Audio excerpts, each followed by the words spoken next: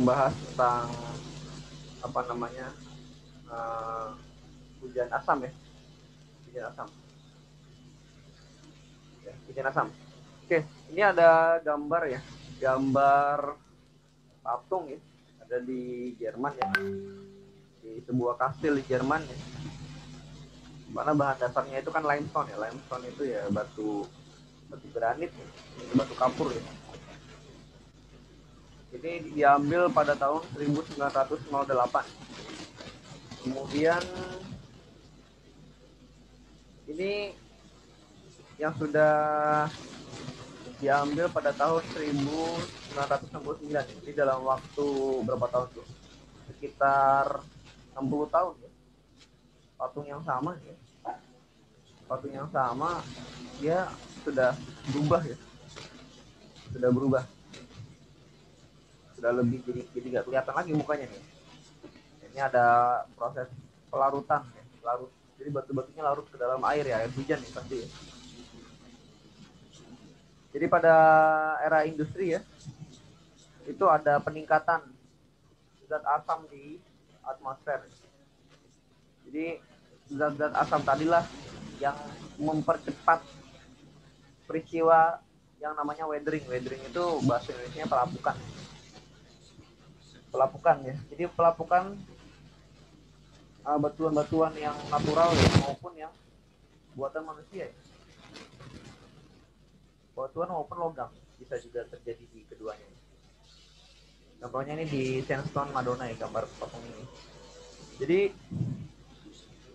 pada hari ini ya kita masih banyak berdiskusi tentang endapan asam, efeknya apa saja, kemudian reaksi kimianya, fisikanya apa saja, dan transportnya bagaimana ya.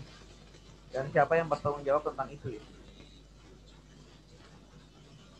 Jadi sejarahnya itu pada tahun 1852 ya. Itu ada ilmuwan ya namanya R.A. Smith ya. Itu menganalisis hujan di dekat Manchester ya. Manchester itu di Inggris ya, di UK ya. Itu merupakan salah satu dari kota industri ya. Itu menemukan bahwa aerosol di daerah tersebut ya, atau urban aerosol ya, cenderung terdiri dari asam-asam sulfat atau sulfurik acid. Asam-asam sulfur. Asam sulfur ada dua ya, ada asam sulfat sama asam sulfit. Kemudian udara tersebut miring ya, atau berpindah ya dari kota ke daerah-daerah yang pedesaan ya, atau yang pinggiran ya, pinggiran kota ya. Kemudian asam tersebut juga dinetralkan dengan diserap oleh amonia ya. Amonia biasanya di daerah-daerah rural, bilangnya rural, pedesaan. Dinetralkan, karena dinetralkan menjadi dari asam, contohnya asam sulfat ya, H2SO4 ya, ditambah dengan NH3 ya, ada amonium, dia akan menjadi amonium disulfat dan akan terbentuk amonium sulfat, garam amonium sulfat. Oke, kemudian sekitar abad 21 ya, awal-awal abad 21 banyak didokumentasikan tentang efek-efek maupun sumber-sumber hujan asam ya. Kemudian pada tahun 1958 itu sudah ada penelitian besar-besaran di US ya. Sudah diteliti oleh Junge sama Werby 1958. Jadi masih baru.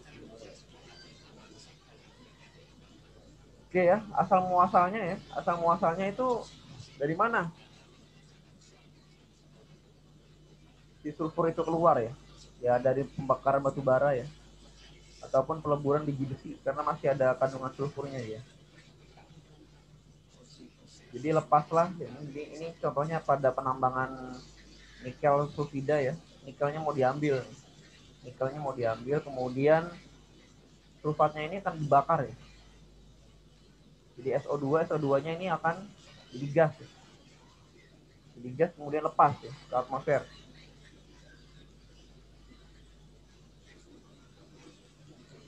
Kemudian untuk apa namanya, memproduksi 1 ton nikel, maka gas yang terlepas, gas SO2 yang terlepas di atmosfer itu beratnya 1 ton juga ya. Kalau kita mau bikin 1 ton nikel, ininya juga 1 ton SO2. Gas 1 ton itu banyak banget ya. Besar sekali. Nikel itu mungkin bisa berapa ribu ton, gigaton. Jadi SO2-nya itu berapa gigaton ya. Itu pada tambang nikel ya. Kemudian ada juga, sama juga dengan pembakaran pembangkit listrik yang dari batu bara juga, sama kebanyakan sulfurnya juga di sana. Kemudian berikutnya ya, yang tentang tadi kan sulfur, sekarang kalau yang ada nitrogennya gimana ya, ada asam nitriknya gimana ya.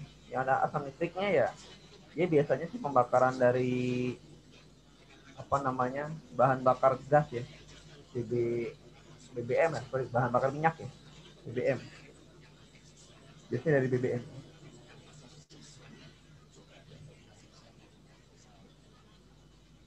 Kemudian apa namanya, ini tadi contohnya ya, contohnya yang menghasilkan NO3 ya, OH plus NO2 jadi HNO3 ya, ini hujan asamnya ya. Kemudian dari hujan asamnya ini nanti dia akan dari NO2 juga bisa bereaksi dengan ozon membentuk NO3. NO3 ini akan nanti bereaksi lagi jadi HNO3 ya. Ini bentuknya aqueous ya. Oke, kemudian dari NO3 yang mengalami apa namanya, radiasi gelombang pendek juga akan pecah menjadi NO2 dan O. Nah, O-nya ini ntar akan mengikat O2 menjadi ozon, NO2-nya ini nanti mengikat H2O menjadi HNO3 lagi. Sama. Kalau SO2 dia akan mengikat H2O2 jadi H2SO4. Kalau H2O juga bisa. Oke. Kemudian kita mengenal ada namanya wet deposisi sama dry deposisi, atau deposisi basah sama deposisi kering, berhubungan sama lifetime sama transportnya gas-gas tadi ya. Jadi efeknya kalau di tanah ya, kalau di tanah efeknya gimana, zat-zat asam tadi. Kalau di tanah itu kan, tanah yang subur kan banyak mengandung alkali ya. Ada ion positifnya ya, ada NH4+, Cl3+, K+, Mg2+, dan Ca2+. Nah kalau ini yang K+, Mg2+, sama Ca2+, itu dia nutrien tanaman. Kalau dipupuk berarti dikasih. Kemudian kalau ada aluminium itu dia toksik. Kemudian kalau hidrogen ionnya tadi dari pengendapan dari hujan asam tadi ya, hujan asam tadi jatuh ke tanah, dia akan melarutkan beberapa logam-logam ini. Logam-logam ini akan larut. Karena larut akan terikat dengan asam menjadi garam, larut di air, hilang dari tanah. Jadi tanahnya itu akan rusak, terdegradasi. Jadi nggak ada kandungan unsur haranya, sudah sangat rendah sekali. Atau bisa dikatakan mengurangi kesuburan tanah. Nah yang bahaya itu kalau aluminium yang dari tanah yang jauh dari penduduk tiba-tiba larut ke air dan kemudian akan masuk ke dalam perairan yang ada ikannya. Nah, itu juga menjadi racun, akan meracuni apa namanya, ekosistem yang lain kalau dia larut ya. Kalau di tanah kan bisa dipisahkan, sama racunnya ini kan bisa diserap, yang nutrien tadi diserap tumbuhan, yang ini kan enggak. Nah tapi kan kalau ini kan akan larut semua masuk ke sumber air, akan jadi racun gitu ya. Kemudian ya, jadi keasaman tadi juga dapat terjadi karena oksidasi atau weathering ya, pelapukan daripada apa namanya tanah yang kaya dengan sulfur ya, ataupun dari nitrifikasi dari amonia. Ya. Oke, kemudian ya, apa lagi ya? Di Eropa yang terkenal di tahun 1993 ya, itu ada studi yang mengatakan bahwa adanya kematian hutan. So, namanya dark forest ya, black forest itu bukan kue tapi dark forest itu dia mati ya, di hitam, kayaknya hitam ya. Kebanyakan di Eropa bagian utara ya, Skandinavia gitu ya, karena banyaknya endapan asam atau hujan asam, bahasa ini hujan asam, bahasa kimianya acid deposition, jadi dia mengendap jadi hujan asamnya turun.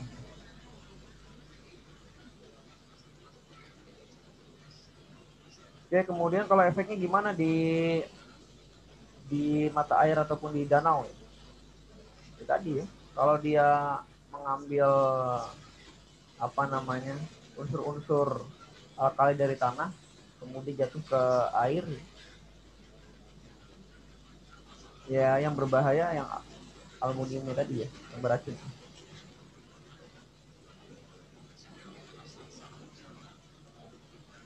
Bisa juga dia mengikat ion-ion yang positif di air. Itu juga. Ini contohnya ada di daerah yang banyak kapurnya ya, atau CaCO3 ya. CaCO3 kemudian kena hujan yang asam ya, maka akan melarutkan batuan CaCO3 tadi ya. Ya ini kan H plusnya dari hujan asam tadi ya. Nah, CaCO3 ini akan larut nanti ya. Akan larut, berarti yang tersisa adalah endapan kapurnya tadi di daerah perairan. Di daerah perairan.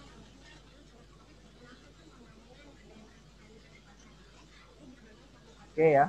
Kalau di lautan gimana ya? Kalau di lautan karena laut itu kan banyak garamnya ya. Itu buffer yang kuat ya. Ya sebenarnya di lautan, kalau laut ya, laut itu nggak begitu berubah ya, walaupun dengan adanya hujan asam ini ya. Karena dia kadar garamnya tinggi, buffernya tinggi sekali ya. Jadi dia tidak terpengaruh sebenarnya. Kalau lautan luas.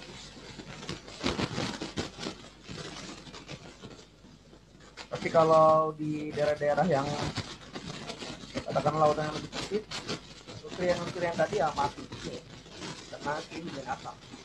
Misalnya di bagian-bagian teluk biasanya atau pantai-pantai. Kalau dia ada organisme-organisme yang plankton itu ya, ya itu kalau kena asam mati gitu. Jadi ada beberapa hewan juga yang bisa mati kalau di daerah-daerah yang lautan yang lautan luas.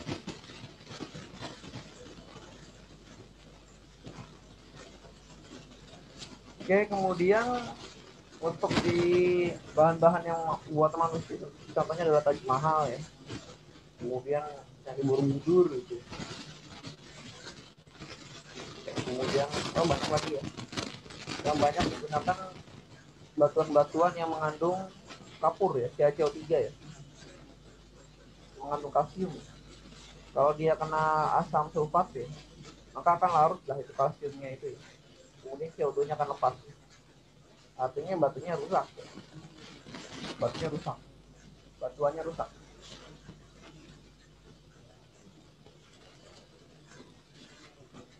Korosi ya, jadi korosinya lebih lebih tinggi ya, korosinya lebih tinggi, ini kan namanya korosi, lapuk dia.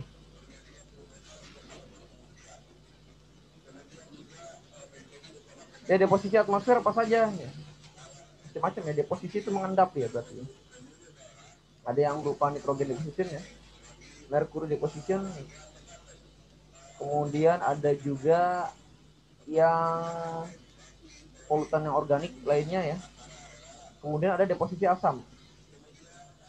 begitu precipitation. Contohnya adalah hujan asam, acid rain ya, acid precipitation ya.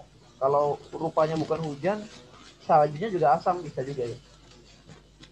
Ataupun dry deposition of acidic gas, jadi gas-gasnya itu turun endap ya. Gas-gas yang asam tadi ya. Kemudian ada juga kabut-kabut yang asam, ada kabutnya itu butiran-butiran airnya adalah butiran-butiran asam. Kemudian ada juga awan yang asam, ada juga ya.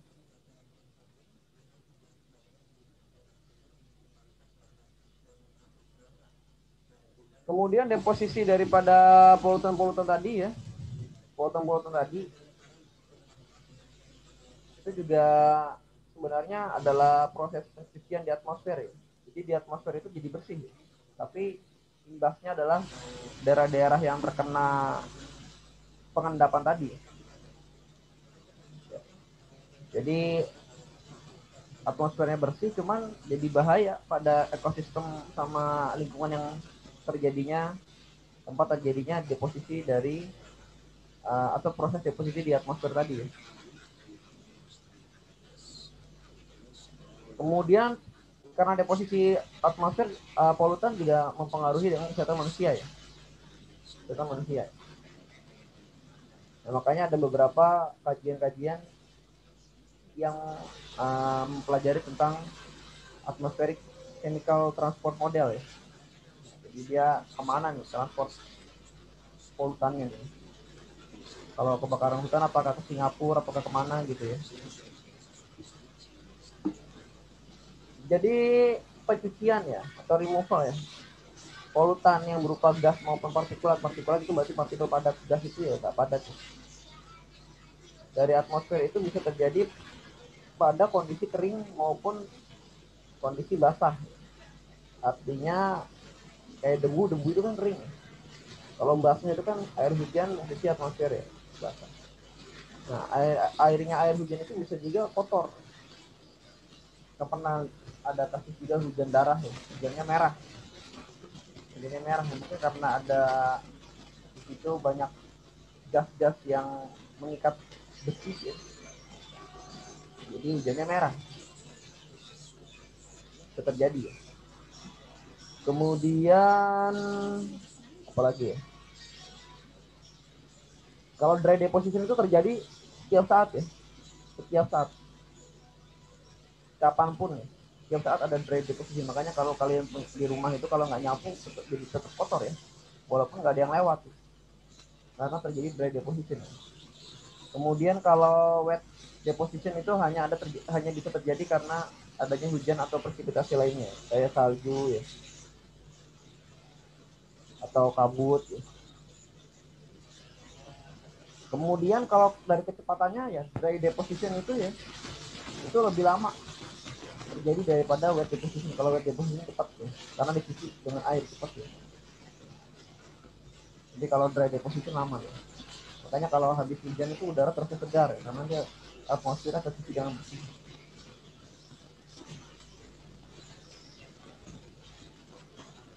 Nah, ini ada dry deposition ya.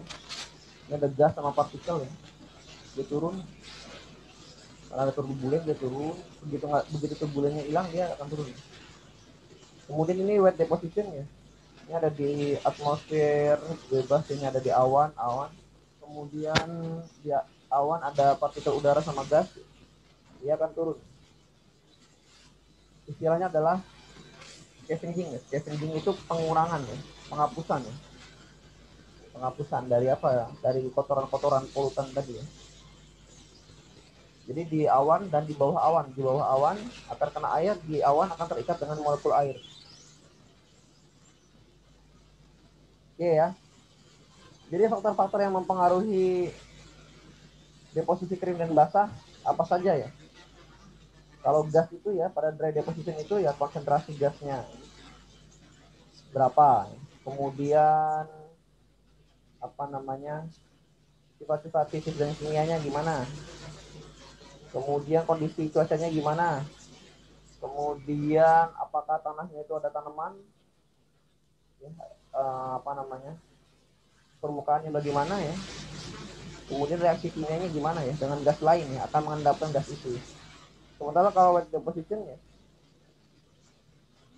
itu quote parameter ya, jadi parameter awan dan precipitation sama gas specific parameter, apakah dia bisa bereaksi dengan uap air atau tidak. Kemudian kalau aerosol itu tergantung dari ciri-ciri partikelnya ya, butirannya besar apa kecil apa gimana gitu, konsentrasinya gimana, semakin banyak konsentrasinya semakin tinggi dry deposition. Kemudian kondisi udaranya gimana ya, apakah dia ada turbulensi apa enggak gitu. Kemudian wet deposition ya, ciri-ciri partikelnya ukurannya bagaimana ya, cloud parameter ya, parameter dari awan, kemudian di precipitation.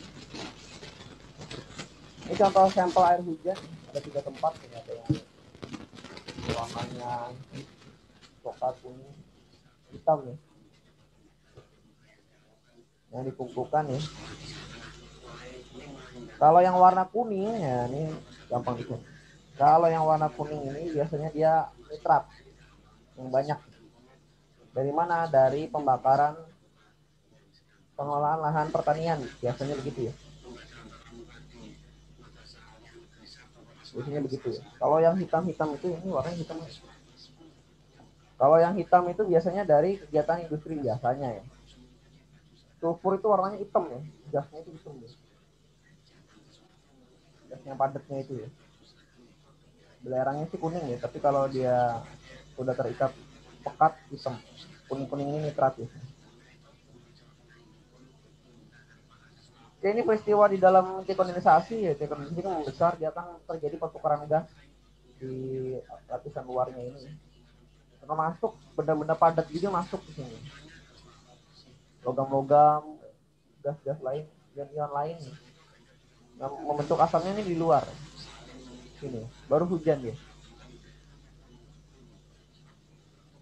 Kemudian ini zat-zat yang namanya POP ya, persistent organic pollutant. Zat-zat yang bahaya, kecil sekali konsentrasinya itu bahaya ya. Kayak ada DDT, insektisida ini udah nggak boleh lagi dipakai ya. DDT ini kebanyakan insektisida semua ya, banyak obat racun buat serangga ya, ini udah dilarang ya. Jadi kalau beli obat nyamuk ada nggak DDT ini, bahaya gitu.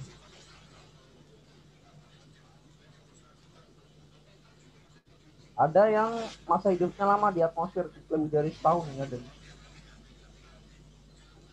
artinya dia bisa travel ke long distance, maksudnya dia bisa berjalan ke tempat yang lebih jauh gitu.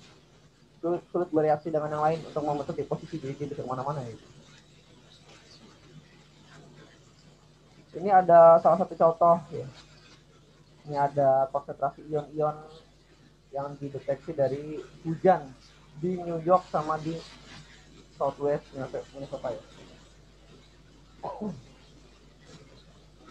pH-nya yang satu itu yang di New York itu ya, itu 4 ya, yang di sini 6. Kalau 6 berarti dia bukan hujan asam ya. Hujan asam itu thresholdnya kalau nggak salah ya 4,5 ya, di bawah 4,5 atau dekat dengan kurang dari 5 gitu ya. Ada 2 ya, ada beberapa threshold. Ya ini ion-ionnya ya, ion-ion SO2 ini sama ya, berarti ini sama-sama menghasilkan ini ya, nitrat juga sama ya.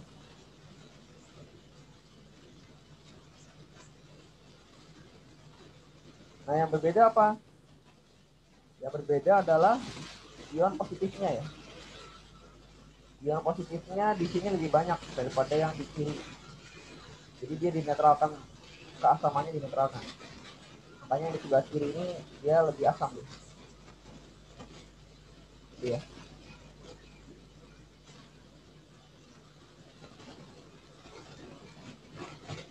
Deposisi asamnya tadi ya.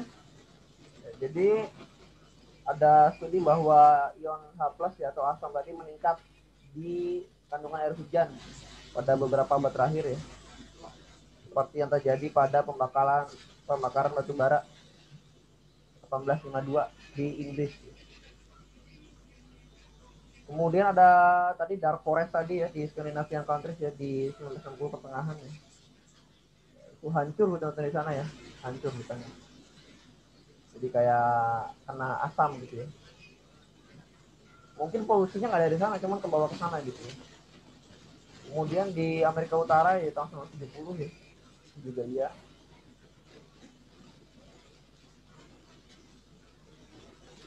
Kemudian ada National Acid Precipitation Program di Amerika, Kanada ya, 1980 sampai dengan 1990 ya. Nah ini Kak, batasnya semana sih hujan asam itu ya? Hujan asam itu ada yang thresholdnya di bawah 4,5 ya, atau 4,2 sampai 4,4 sih. Ini yang paling parah ya. Hujan itu pH-nya berapa? Hujan itu kira-kira pH-nya itu kira-kira antara 6 dan 5 ya. 5,6. Kenapa dia asam? Ya karena ada CO2, jangan lupa ya.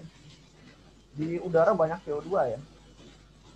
Jadi juga pada reaksi di inti kondensasi juga memungkinkan terbentuknya asam lemak, asam karbonat ya. Sehingga tidak tidak hujan itu tidak bersifat netral. Jadi kalau kalian sering mengkonsumsi air hujan buat gosok gigi gitu ya, giginya habis gitu. Kayak di daerah Kalimantan Barat kan nampung air hujan ya. Nah itu kalau buat ke gigi giginya habis gitu. Tergerus giginya, tergerus. Agak asam 5,6, tapi bukan asam ya, bukan hujan asam ya. Memang begitu hujan aslinya. Gak bisa kalau hujan lebih pH-nya lebih dari 7 ya. Kayaknya nggak bisa deh. Sangat sulit. Bagaimana caranya logam alkali bisa ada di udara? Kemudian, nah ciri-ciri hujan asam di bawah 4,5 ya. 4,5 ini udah batasnya ya. Jadi di danau kena hujan asam 4,5. Apakah di Indonesia ada hujan asam? Ya nggak ada sih ya. Belum ada. Di Indonesia itu kan dia meruah, melimpah ruah. Water vapornya itu ya. Kandungan airnya itu di udara tuh banyak. Sehingga pelarutannya lebih bagus dibandingkan daerah yang banyak polutan airnya sedikit. Jadi konsentrasi hapusnya tinggi ya. Kalau ini kan enggak. Di Indonesia makanya ada pertemuan ilmiah juga, apakah ada hujan asam di Indonesia? Ya belum ada ya. Selama ini kasusnya belum ada. Nggak tahu kalau di kota-kota besar ya. Selama ini pH hujan di Indonesia masih bagus ya. Bahkan rata-rata sih di atas 5,6 ya. pH-nya itu ya 5,6 rata-rata. Bagus sekali hujannya.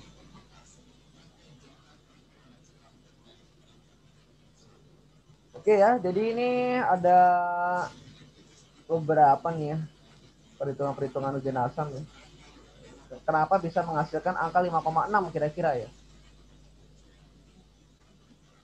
Ya, jadi pH-nya itu kalau di bawah 5 itu udah bisa dikatakan hujan asam ya. Yang parahnya itu di bawah 4,5 ya. Jadi ada dua standar ya. Jadi ya. Jadi karena ada kandungan CO2-nya, maka dia itu pH-nya itu tidak sampai 7. Biasanya sih 6 biasanya ya, 5,6.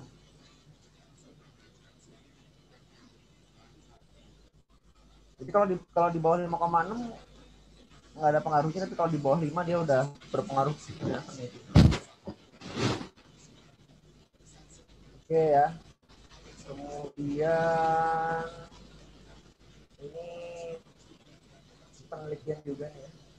Tipe-tipe respon tanaman terhadap pH air hujan ya.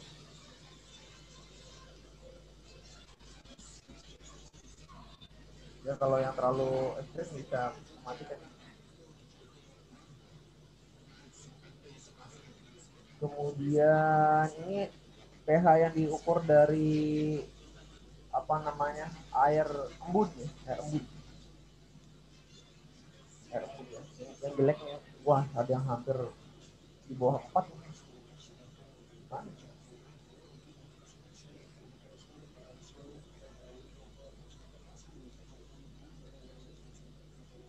Nah ini kalau di Amerika ya jenazahnya nyata banget ya, di daerah sini yang paling parah,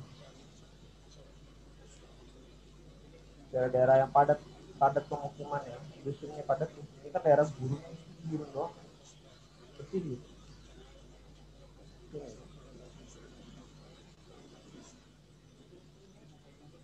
Oke, kenapa hujan asam itu penting ya? Ya penting karena berbahaya tadi ya bagi lingkungan ya. karena ada industri ya. Kemudian ini BBM, jadi terbentuk adalah yang satu ini asamnya sulfat dan sulfit, ini nitrat dan nitrit ya. Ini mengikat dengan sulfuric acid, ini nitric acid. Ini ada dua asam sulfat sulfit, nitrat nitrit.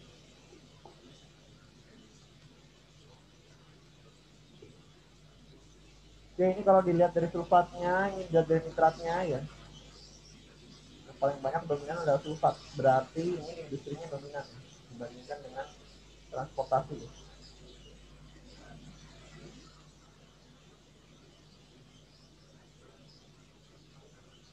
Kemudian apa yang terjadi pada sulfat dan nitrat sebelum masuk ke awan? Ya dia akan mencari amonium dulu, penetralnya dulu. Kalau nggak ada ya masuk awan.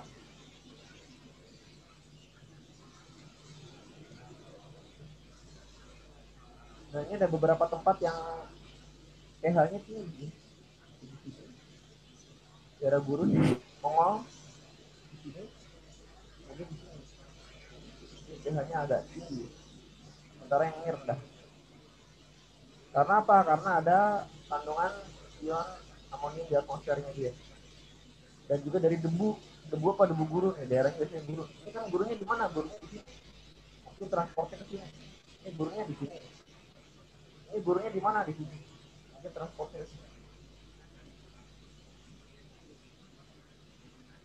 Sampai Afrika juga ini gurun juga sih. Udah tinggi deh. Oke ya, jadi ini bentuk salju yang kotor ya, saljunya udah terkena asam. Jadi juga bisa masuk salju ya, sulfat sama nitratnya ini bisa masuk salju. Kemudian ini ada dry and wet deposition ya, kira-kira beginilah kalau digambarin.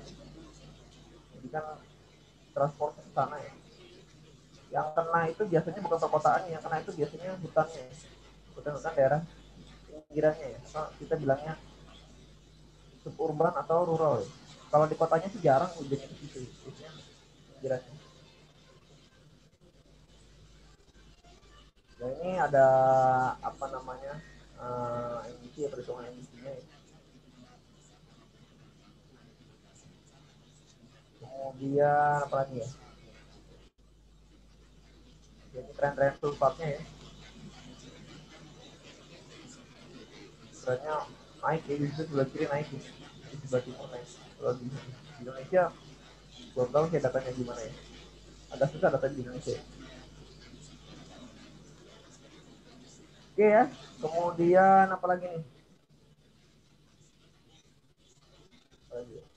Ini tadi kenapa air hujan itu agak asam ya dia?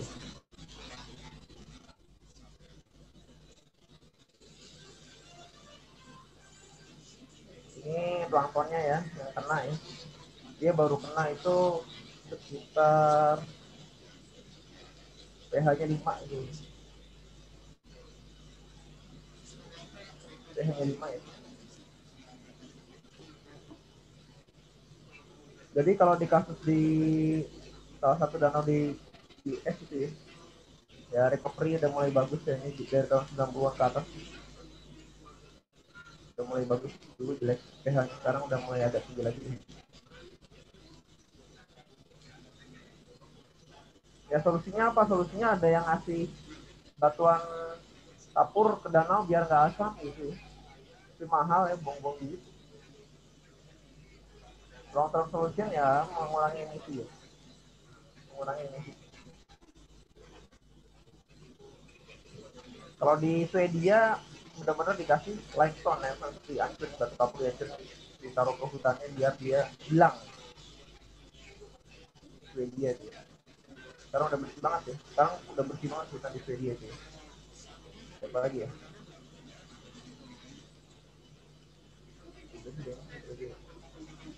Ini kemana tuh dikasih lagi yang lain-lain.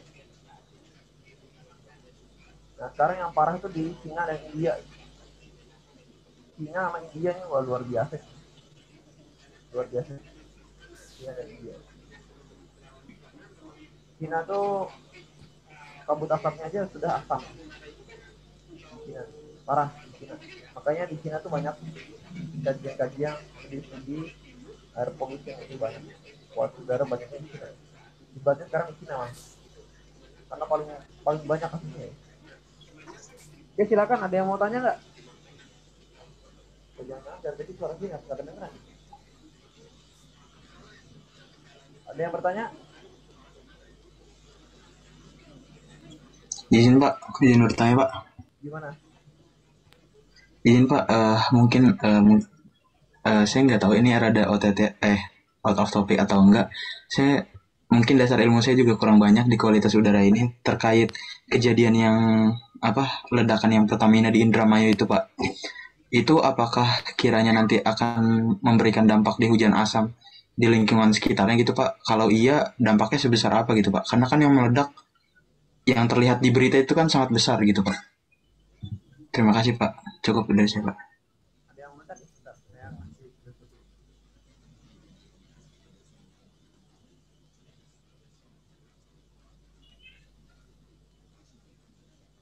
ada kilang minyak meledak kemarin ya di itu ya, di Balongan itu ya.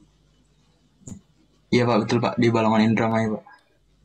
Kalau di minyak biasanya kan di proses crackingnya itu ya, di oil cracking ya, atau pemisahan minyak bumi itu ya.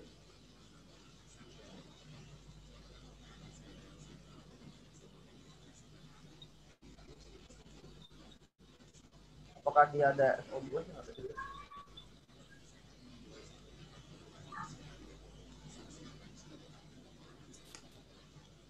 Sulfur sama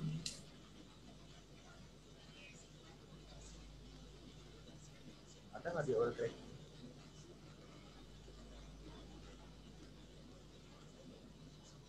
Yang jelas kalau di oil cracking itu ada yang namanya desulfurization. Kalau sulfurnya ada ya.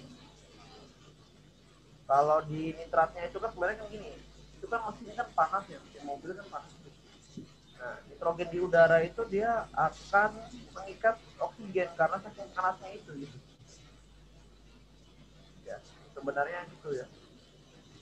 Apa namanya terjadinya emisi NO pada kendaraan bermotor bermobil ya, kendaraan itu sebenarnya sangat panas sih, ratusan derajat Celcius itu di combustion chamber itu di ruang bakar itu ya.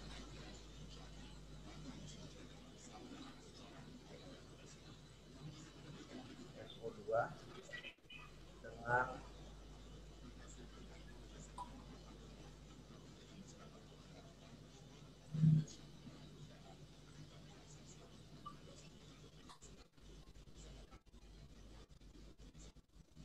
jadi kalau yang masalah NO itu ya.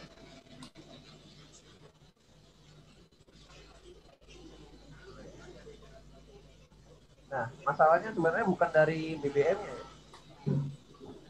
bukan dari BBM, tapi dari N2 sama O2 kan mesin mobil itu kan ngambil ngambil ngambil intake udara ya di buat combustion chamber ya, karena dia saking tingginya itu ya, temperaturnya tinggi, N2 sama O2 nya dia gabung gabung ketika gabung dia ikut dalam pembakaran maka keluarlah NO2. NO2 ini kalau dia nggak dikatalis, kalau nggak dikatalis diurai lagi dia akan dilepas ke atmosfer gitu. Nah sementara kalau pada proses oil cracking sebenarnya gas BBM itu yang ditakutkan adalah sulfurnya, kandungan sulfurnya, kandungan sulfurnya, kandungan sulfur, sulfur in apa itu namanya tuh, oil cracking.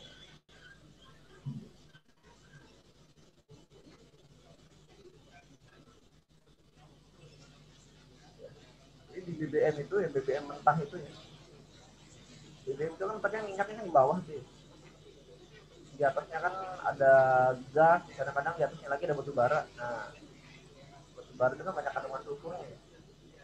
Sulfurnya itu ada juga yang masuk ke minyak minyak bumi, makanya di minyak ini itu dibuang sulfurnya dengan proses cracking, dengan proses cracking atau penjulingan, nah bahasa ini penjulingan, penjulingan itu dibuang unsur-unsur yang tidak diperlukan, contohnya air ya, sulfur, ada peristiwa desulfurisasi.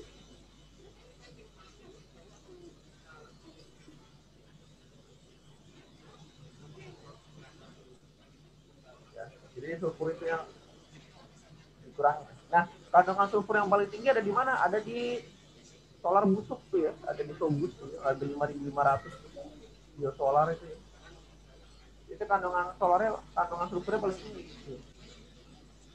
Makanya kalau di solar itu ada yang harga 5.500, ada yang harga 10.000 yang pertatek. Nah, yang pertatek itu ya sudah dikurangi kandungan sulfurnya. Yang kita bilangnya Sobus solar busuk. Karena kalau dia dibakar itu langsung hitam. Sulfurnya masih banyak ya. Nah, apakah kemarin peristiwa kebakarannya itu sampai di proses cracking minyak mentahnya, saya nggak tahu juga. Nggak pernah ke Balongan ya itu. Nggak baca beritanya juga gitu. Nah, kalau ada ya sulfurnya itu yang bikin hujan asam. Tapi kembali lagi di Indonesia tuh uap air melimpah ruah dia. Jadi pelarutan di atmosfer itu besar. Awannya kan besar-besar, kalau hujan kan atmosfer kita kan tinggi ya. Kalau di luar negeri itu atmosfernya pendek ya. Jadi dia tropoposnya itu nggak sampai 10 kilo biasanya. Kemudian uap airnya sedikit, hujannya itu sedikit, yang di pipi itu banyak gitu. Jadi kalian cuci baju, airnya banyak sama airnya sedikit. Pasti kan yang kotor kan buangannya itu yang airnya dikit gitu. Misalnya kaos kaki udah sebulan nggak dicuci, dicuci sama air seember sama satu lagi airnya segelas. Yang pasti segelas itu hitam airnya. Nah itu juga gitu prinsipnya. Jadi dia di Indonesia itu dia karena kaya akan water vapor, kaya akan uap air, hujannya besar, kemudian awannya di mana-mana. Nah, apakah posisi kesuciannya itu lebih bagus atau tidak? Itu aja. Kalau terjadinya pas musim kemarau, pasti kalau ada hujan itu akan asam sekali. Karena kan musim kemarau. Kalau musim hujan nggak tahu lah. Kita kan sekarang kan lagi kemarin pas kebakaran di Balongan itu kemarin posisinya lagi hujan gitu. Lagi banyak hujan. Kira-kira gitu ya. Jadi kemungkinannya itu dia akan banyak mengandung kontennya adalah sulfur. Kalau dia kebakarnya itu yang minyak mentahnya ini. Itu aja ya. Baik Pak, terima kasih Pak. Ya makanya di klimat itu kan di air hujan ditampung ya. Ditampung diukur pH-nya ya. Di air hujan itu ditampung diukur pH. Ada yang dari Kalimantan Barat nggak di sini? Pontianak nggak ada ya? Dari Pontianak ada ya? Kalimantan Barat. Gak ada Pak. Jadi dia masih nampung air hujan sih buat mandi ya. Mandi minum gitu. Dia enggak ya? Mandi itu gigi ya. Karena nggak bisa pakai air tanahnya kan merah ya, gabutnya itu merah. Nah itu kalau sering sikat gigi pakai air hujan itu gigi itu lama-lama kompos ya. Ya karena air hujan itu pH-nya di bawah 7 ya, 6 sekian.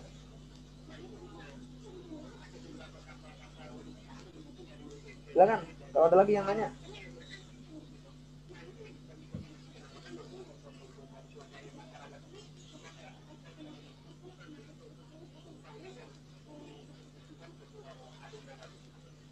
Ada lagi yang nanya?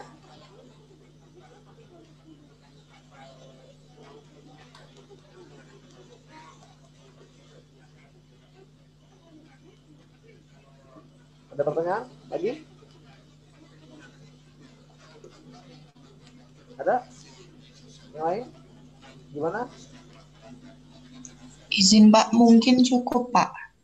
Oke. Oke. Kalau udah nanti kita sambung lagi di depan ya.